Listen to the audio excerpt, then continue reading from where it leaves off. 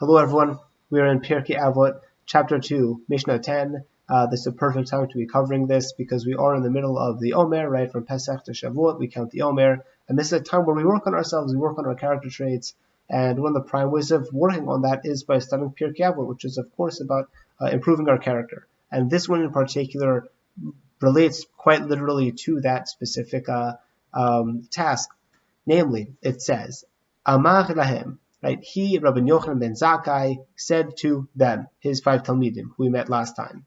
So, Tzu'uhu ezohi derech yeshara sheyidbak ba ha'adam. Go forth and observe which is the right way to which a man should cleave. Rabbi Eliezer omer, ayin tova. Rabbi Eliezer says, a good eye. Rabbi Yehoshua omer, chaver tov. Rabbi Yeshua says, a good friend. Rabbi Yossi omer, shachen tov. Rabbi Yossi says, a good neighbor. Rabbi Shimon omer, haro'eh et hanolad. Rabbi Shimon says, literally, who sees what will be born, i.e., foresight. Rabbi Elazar omer, lev tov. Rabbi Elazar says, a good heart. Amar lehem, Rabbi Yochanan ben Zakkai responds, ro'eh ani et divrei Elazar ben Arach mi divrechem, shebichlal dvarav divrechem.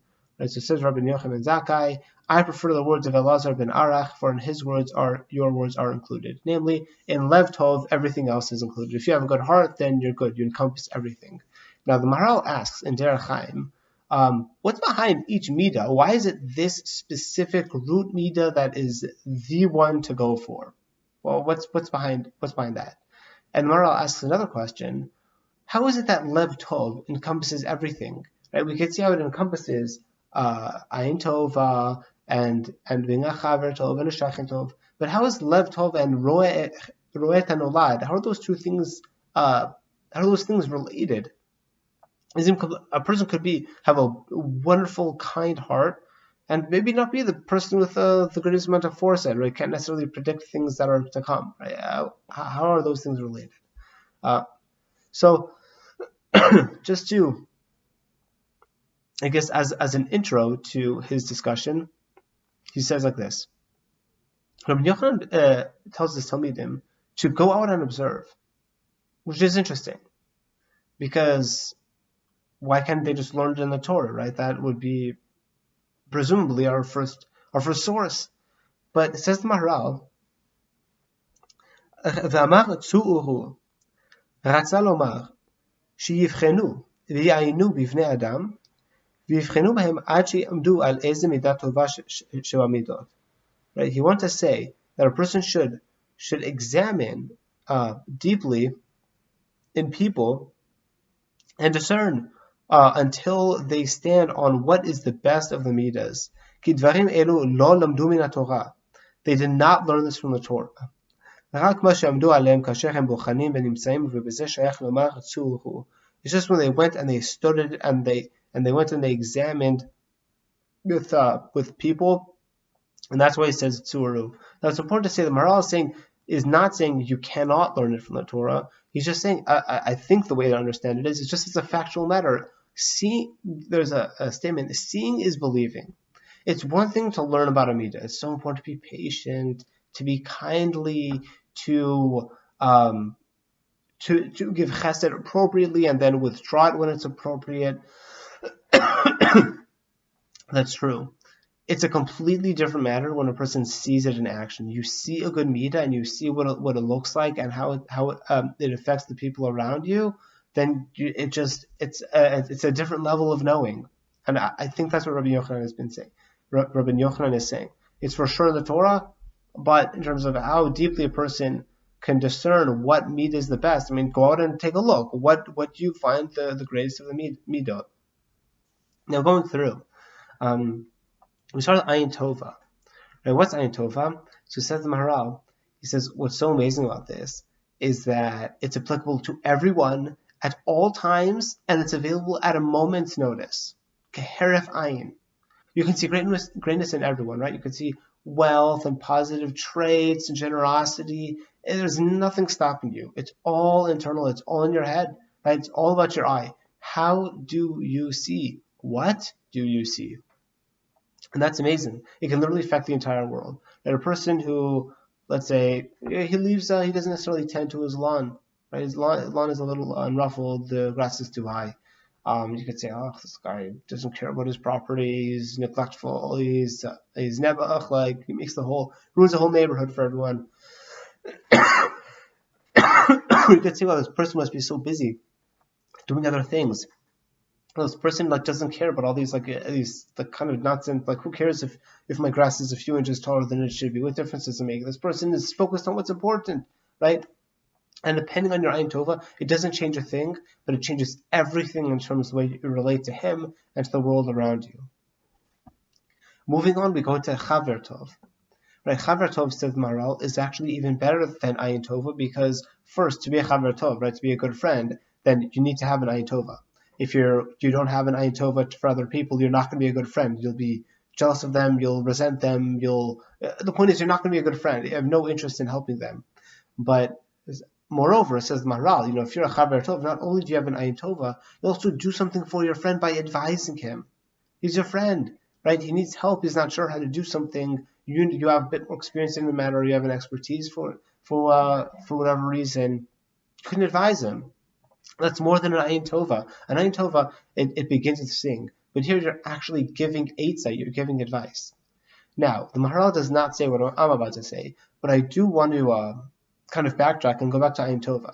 It's like, why doesn't Rabbi Eliezer see this? It's not hard to understand why being a Chaver Tov is better than Ayin Tova. Ayin Tova, again, is just saying, right? It's great, but being a Chaver Tov, not only do you see positively, you're also acting on it.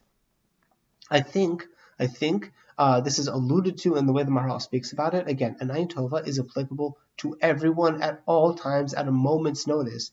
We don't always have time to give a person good advice, right? If we're in the middle of a serious deadline, right? There's something that's due, it's imminent, it's important, it's critical, you just don't have time. Your friend calls you, they need your help, you're able to help them, but the clock's ticking, you don't have time for it.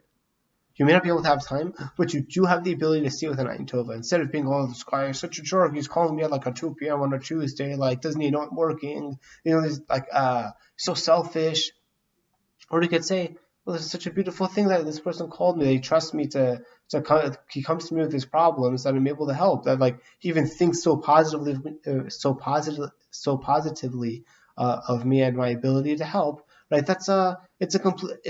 There's a fork in the road, right? A person, even if they can't help, how do you see it? It's applicable to everyone at all times. I think that is the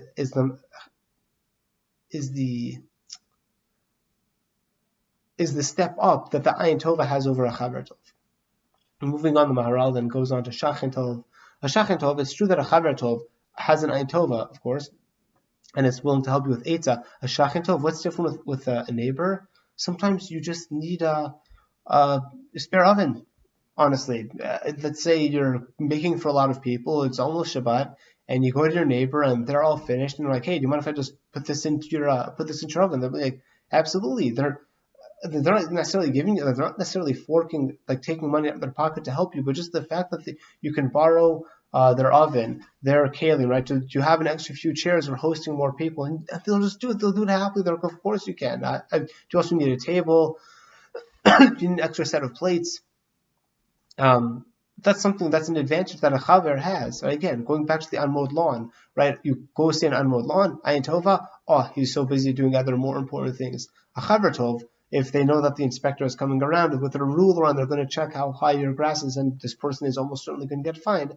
A chaver tov will actually go and call them and be like, hey, look, just so you know, the inspector is going to be here in the next couple of hours, you might want to mow your lawn.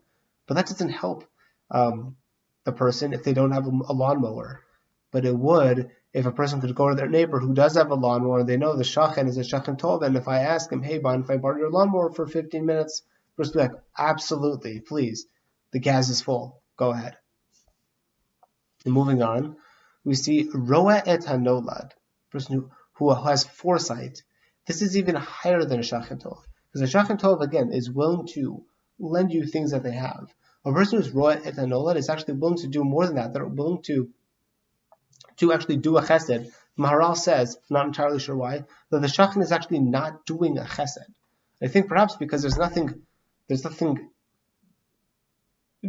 being taken from him, if you will. The shachan is taking a loan; it's going to come back.